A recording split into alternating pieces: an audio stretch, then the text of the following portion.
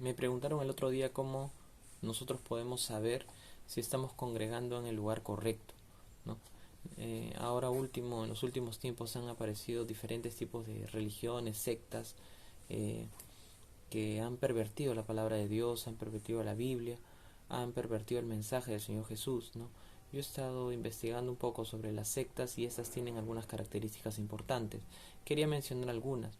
En principio, una secta es un grupo de personas que comparten una serie de creencias, normalmente religiosas, cuya interpretación suele ser radical y con numerosas particularidades.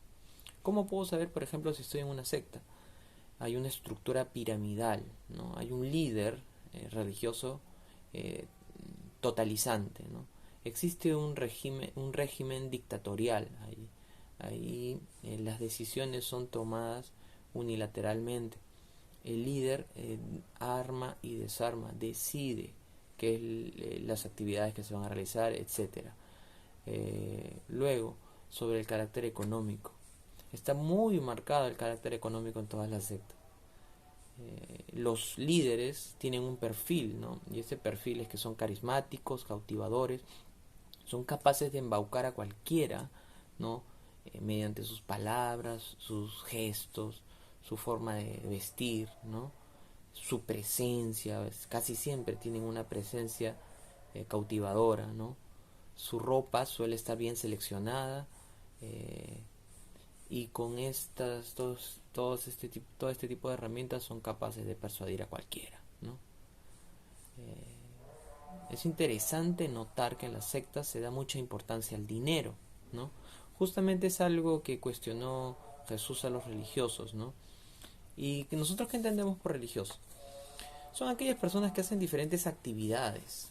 Esos son los religiosos, personas que hacen diferentes actividades con el propósito de acercarse a Dios, ¿no?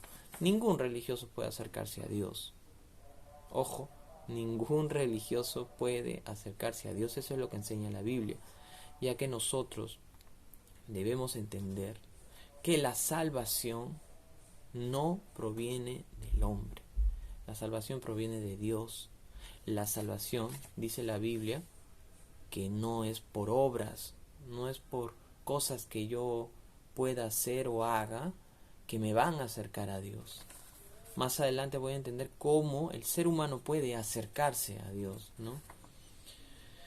Si tú, por ejemplo, intentas, entre comillas, acercarte a Dios y crees que orando o rezando estás llegando a Dios, déjame decirte que la palabra de Dios dice que la única forma válida para que tú te puedas acercar a Dios es mediante el Evangelio, ¿ya? Déjame leerte en este día el libro de Mateo 15, capítulo 15, versículo 9, que dice así: Pues en vano me honran, enseñando como doctrinas mandamientos de hombres. Eh, y este es un motivo mismo para poner en el tapete cuando a veces meten a todas las congregaciones religiosas en un mismo costal, ¿no? Es fácil buscar un video pastor payaso embaucador y te dicen o te tratan de ofender, ¿no? Mira, ahí está tu pastor, el ladrón, ¿no? Cuando nosotros tenemos el deber, y más adelante lo voy a explicar a la luz de la Biblia, de desenmascarar estos falsos pastores, ¿no?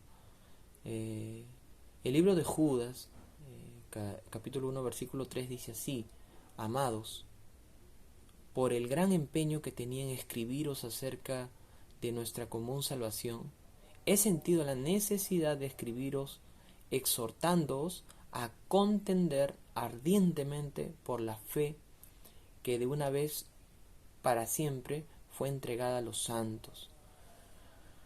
Contender ardientemente en defensa de la fe, de la sana doctrina, de la escritura, de la palabra de Dios. Volviendo al tema con saber si estoy en la iglesia correcta, usted me puede decir: yo soy cristiano, pero nosotros como seres inteligentes y no obtusos, no cerrados, podemos darnos cuenta, mi iglesia realmente está enseñando lo que Jesús ha dicho en su palabra, lo que Dios ha revelado en su palabra. El libro de Juan, capítulo 5, versículo 39 dice así: escudriñad las escrituras, porque a vosotros os parece que en ella tenéis la vida eterna. Y ellas, dice Jesús, las escrituras, son las que dan testimonio de mí. Si alguna congregación dice, no es solo la Biblia lo que engloba el conocimiento de Dios, necesita también de sus tradiciones, de sus concilios, de sus ritos, ¿no? En principio, la Biblia no enseña de que todo el conocimiento de Dios está englobado en la Biblia. Pero en la Biblia está todo lo que necesita el hombre para acercarse a Dios. Jesús dice en el libro de Juan, capítulo 3, que para entrar al reino de Dios, el hombre tiene que nacer de nuevo. Te hago una pregunta, ¿tu iglesia enseña que tienes que nacer de nuevo? Resulta que en la actualidad la Biblia es menospreciada. Las religiones han menospreciado la santa palabra de Dios porque la Biblia es dura, porque la Biblia nos desnuda, nos dice realmente cómo somos nosotros, cómo es nuestra naturaleza. Y como esto es fuerte, como es muy duro lo que dice la Biblia, las religiones han inventado otros caminos para llegar a Dios, así como libros auxiliares, así como doctrinas que no son conforme a la sana palabra del Señor Jesús, pervirtiendo el mensaje original que cualquiera que tiene comprensión lectora puede identificarlo en la Biblia, ¿no? A nadie le gusta escuchar que es un pecador. A nadie le gusta escuchar que su corazón es sucio y que sus pensamientos son de continuo el mal. Como dije hace un momento, la Biblia en la actualidad ha sido menospreciada. Precisamente, la Biblia es lo que da testimonio de Cristo, ¿no? En síntesis, se está menospreciando a Cristo, ya que la dureza de su palabra es la misma dureza que manifestó Jesús a los fariseos en el libro de Mateo. Y déjame compartirte el libro de Mateo 23-27, dice así: hay de ustedes, maestros de la ley y fariseos hipócritas, que son como sepulcros blanqueados, que por fuera lucen hermosos, pero por dentro están llenos de huesos de muertos y de pobredumbre. Así también ustedes por fuera dan la impresión de ser justos, pero por dentro están llenos de hipocresía y de maldad. Actualmente han pervertido en sí el cristianismo, inventando doctrinas humanas, como por ejemplo que el hombre no debe casarse. Un líder religioso no debe casarse, cuando la Biblia enseña claramente que el obispo debe ser marido de una sola mujer.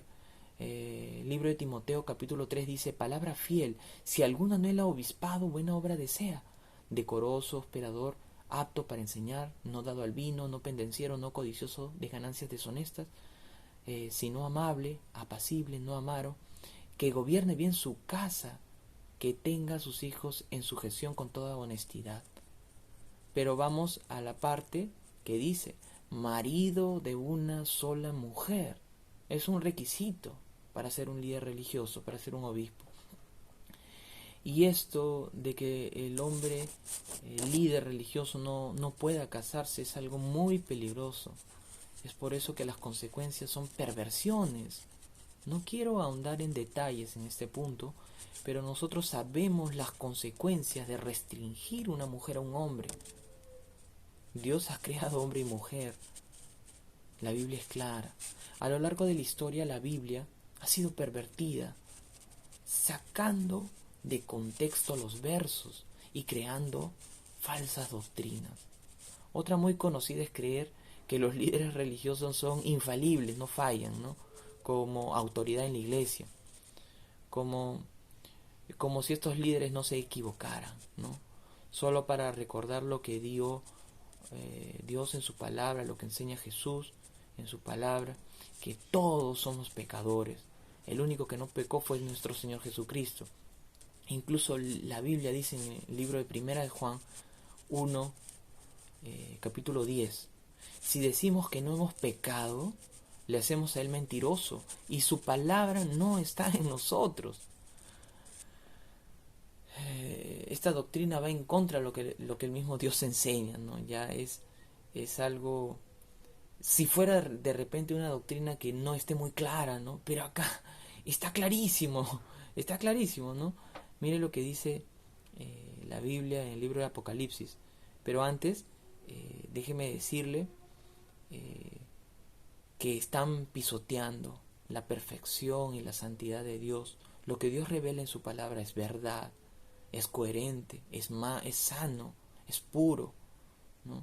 Mire lo que dice Dios en el libro del Apocalipsis 21, capítulo 21, versículo 8. Dios describe al ser humano y los describe así: pero los cobardes, incrédulos, abominables, asesinos, inmorales, hechiceros, idólatras y todos los mentirosos tendrán su herencia en el lago que arde con fuego y azufre, que es la muerte segunda. Segunda de Timoteo capítulo 3 versículo 2 dice así: porque los hombres serán amadores de sí mismos, avaros, jactanciosos, soberbios, blasfemos, desobedientes a los padres, ingratos, irreverentes, sin amor, implacables, calumniadores, desenfrenados, salvajes, aborrecedores de lo bueno, traidores, impetuosos, envanecidos, amadores de los placeres en vez de amadores de Dios. Miren cómo Dios describe al ser humano. Lo describe. No tampoco vamos a dejar pasar por alto la idolatría, ¿no? En algún momento yo ya he desarrollado este tema de la idolatría, ¿no? No es necesario que yo explique qué cosa es la idolatría, ¿no? Pero mire lo que dice Dios en el libro de Apocalipsis que acabo de leer hace un momento. Pero los cobardes, incrédulos, idólatras, tendrán su herencia en el lago de fuego, ¿no? Negar este texto es negar su palabra, ¿no? Negar la palabra de Dios. En ti está ya negarlo o no negarlo. Jesús vino a este mundo a quitar todo el pecado que hemos cometido. Vino a canjear tus antecedentes. Vino a canjear todo tu historial.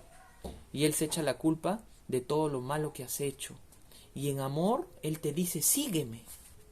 Jesús tuvo que morir en la cruz de la manera más horrible para salvar tu alma. Recibe hoy al Señor Jesús como tu Salvador. Él vivió una vida perfecta, nunca pecó. Y Dios ahora ha derramado su amor para con la humanidad, que nos ha dado un camino de salvación a través de su Hijo Jesucristo. ¿Cómo saber si estoy congregando en el lugar correcto? Si Jesucristo es el centro de todo. Jesús dijo en su palabra, en Juan 3:16, porque tan grande fue el amor de Dios que ha entregado a su Hijo Jesucristo en sacrificio para que todo aquel que en Él cree no se pierda, mas tenga vida eterna. Muchas gracias.